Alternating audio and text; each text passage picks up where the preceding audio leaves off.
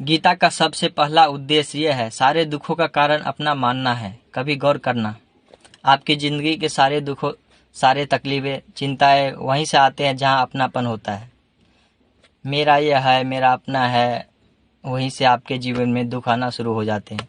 एक व्यक्ति था, उसके पास बहुत बड़ा महल था। अपनी सारी जिंदगी की संपत्ति लगाकर उस महल को बनाया था। आसपास के शहरों के कई लोग उसे महलों को देखने आते थे।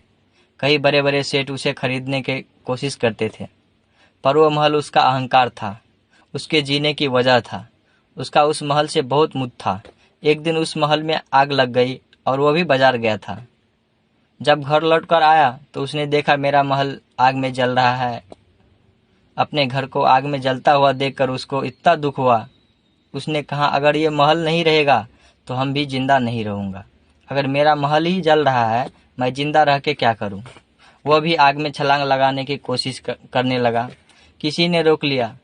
भाई, ये जो तुम्हारा महल है, इस महल का सौदा तुम्हारे बेटे ने किसी के साथ कर लिया है।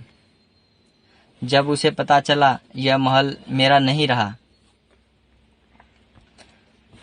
किसी और का हो चुका, तो उसके सारे चिंता खत्म हो गई। जैसे वो लोग जलते हुए महल को तमाशा देख रहे थे, इतनी देर में उसका बेटा आया। वह अपने बेटे को देखकर प्रसन्न हुआ, बहुत प्रसन्न हुआ। उसे आशीर्वाद तक देने लगा। बोला, तेरे जैसा बेटा बहुत भाग से मिलता है, जिंदगी बचा ली।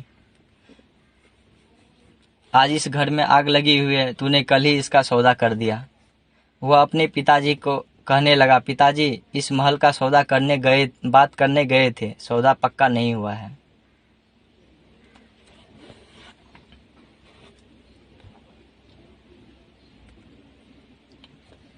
जब उसके पिता ने यह सुनकर इस महल का सौदा अभी नहीं हुआ है, तो फिर फूट फूट कर रोने लगा।